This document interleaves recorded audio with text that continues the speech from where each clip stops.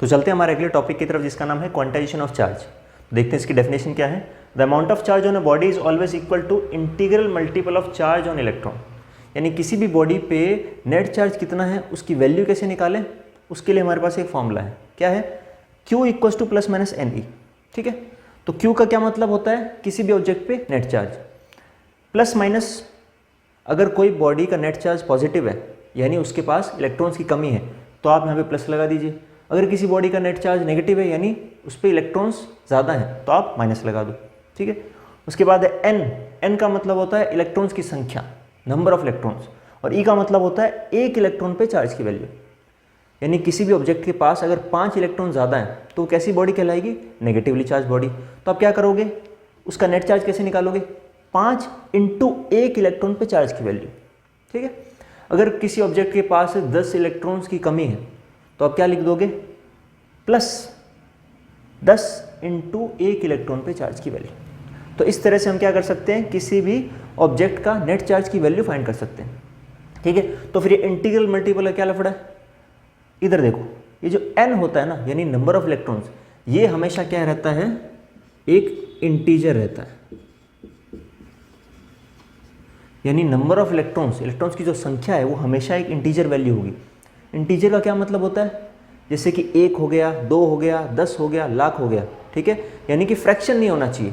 यानी 1 हो सकता है, 2 हो सकता है, 50 हो सकता है, ठीक है, 10 करोड़ हो सकता है, लेकिन फ्रैक्शन नहीं होगा। यानी 1.5 नहीं ले सकते आप, 1/2 नहीं ले सकते, 3/7 ये सब नहीं ले सकते। क्यों? आइए एग्जांपल देखते हैं। तो मान लीजिए यहाँ पे 2 बॉडीज़ हैं, एक है A बॉडी जिसके पास बहुत सारे फ्री इलेक्ट्रॉन्स हैं, और एक है B बॉडी, ठीक है, जो कि अभी तक इलेक्ट्रिकली न्यूट्रल बॉडी है। अब आपको क्या करना है? B बॉडी को नेगेटिवली चार्ज बॉडी बनाना है। तो क्या करेंगे हम? इसमें इलेक्ट्रॉन्स दे देंगे। ठीक है, तो सबसे पहले क्या करूं मैं? यहाँ से एक इलेक्ट्रॉन उठाऊंगा, पूरा का पूरा एक इलेक्ट्रॉन उठाया और B को ट्रांसफ़र कर दिया। ठीक है, ये हो गई कैसी? Negatively charge body. अब इसका नेगेटिव चार्ज मुझे और बढ़ाना है तो क्या करें? और इलेक्ट्रॉन्स दे दो। तो क्या तरीका है? एक और इलेक्ट्रॉन उठाया और इसमें ट्रांसफ़र कर दिया। ठीक है, क्या इसके बीच का भी कोई तरीका है? और कोई तरीका नहीं। एक इलेक्ट्रॉन दिया, उसके बाद क्या कर सकते हैं? एक और इलेक्ट्रॉन दे सकते हैं, उसके बाद क्या कर सकते हैं? एक और इलेक्ट्रॉन उठा के दे सकते हैं। यानी कि जब भी आपको इलेक्ट्रॉन ट्रांसफ़र करना है तो पूरा का पूरा एक इलेक्ट्रॉन ट्रांसफ़र करना पड़ेगा। आप ऐसा नहीं कर सकते कि इलेक्ट्रॉन को बीच में से फाड़ दिया और आधा इलेक्ट्रॉन इधर दे दिया, ऐसा नहीं होएगा। एग्जाम्पल के लिए मान लीजिए कि आप एक फर्नीचर की दुकान पे गए और आपने वहाँ पे एक चेयर देखी और आपने उसकी प्राइस पूछी, उसकी प्राइस थी 500 रुपये। तो आपने दुकानदार से कहा यार मेरे पास 500 रुपये तो नहीं है, 400 रुपये दे दे। दुकानदार ने क्या किया? उस कुर्सी की एक टांग तोड़ के आपको दे दी कि लो ले जाओ। तो ऐसा नहीं होगा। तो वैसे ही जब भी आप इलेक्ट्रॉन ट्रांसफ़र करोगे तो इलेक्ट्रॉन को बीच में से तोड़ कर ट्रांसफ़र नहीं कर सकते। आधा इलेक्ट्रॉन नहीं दे सकते, 1.5 इलेक्ट्रॉन नहीं जा सकता। ठीक है ना, जाएगा तो पूरा का पूरा एक इलेक्ट्रॉन जाएगा। इसलिए n की वैल्यू हमेशा इंटीजर रहती है। तो यानी जब आपने इस ऑब्जेक्ट को एक इलेक्ट्रॉन दिया था तो इस पे नेट चार्ज की वैल्यू कितनी हो गई थी? Q equals two plus minus 1.6 into 10 की पावर माइनस 19 कूलम। ठीक है, n की जगह 1 आ गया और E की जगह उसकी वैल्यू आ गई। फिर जब एक और इलेक्ट्रॉन दिया था तो टोटल इस पे 2 इलेक्ट्रॉन्स हो गए थे, तो n की जगह क्या पुट कर देंगे? 2। तो 2 इंटू 1.6 तो कितना हो जाएगा? 3.2 इंटू 10 की पावर माइनस 19 कूलम। एक और इलेक्ट्रॉन दे दिया था तो कितना हो गया था? 4.8 इंटू 10 की पावर माइनस 19 कूलम। तो ये इस तरह से बढ़ता चला जाएगा। अगर बॉडी को इलेक्ट्रॉन्स हमने दिए हैं तो हर बार यहाँ पे माइनस माइनस आता जाएगा, लेकिन अगर बॉडी से इलेक्ट्रॉन्स लिए हैं तो यहाँ हर बार प्लस प्लस आता जाएगा।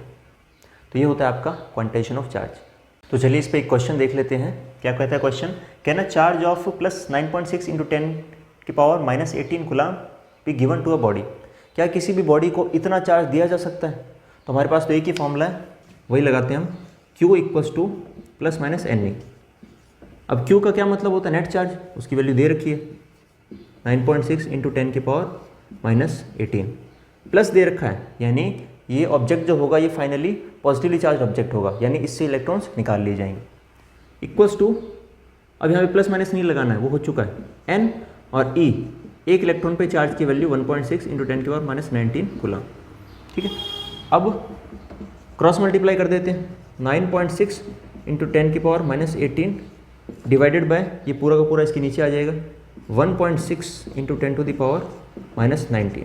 ठीक है, पॉइंट से पॉइंट कैंसिल, 16 6 जा 96, और इसको न्यूमरेटर में ले जाएंगे तो माइनस का प्लस बन जाएगा। तो 6 इंटू 10 की पावर -18 इंटू 10 की पावर प्लस का 19 इक्वल्स टू n। अब देखिए जब भी बेस सेम होता है तो पावर जुड़ जाती है, जब भी बेस सेम हो और मल्टीप्लिकेशन हो रहा हो तो ये पावर्स ऐड हो जाती है। तो माइनस का 18 और प्लस का 19 कितना हो गया, प्लस का 1। तो 6 इंटू 10 की पावर 1 इक्वल्स टू n। 10 की पावर 1 का मतलब 10 होता है, और 6 इंटू 10 कितना हो गया, 60। ठीक है, तो n की वैल्यू आ गई 60। अब n की वैल्यू हमेशा क्या होनी चाहिए थी, इंटीजर। तो क्या 60 एक इंटीजर है? हाँ भाई 60 एक इंटीजर है। तो क्या इतना चार्ज किसी बॉडी को दिया जा सकता है? हाँ दिया जा सकता है। क्यों? क्योंकि n की वैल्यू हमारे पास क्या आ गई, फाइनली इंटीजर आ गई। ठीक है, तो इस तरह के न्यूमेरिकल में ये देखा जाता है कि आपको n की वैल्यू पूछ लेगा, अगर वो इंटीजर आ रही है तो मतलब इतना चार्ज बॉडी को दिया जा सकता है, और फ्रैक्शन में वैल्यू आ रही यानी पॉसिबल नहीं।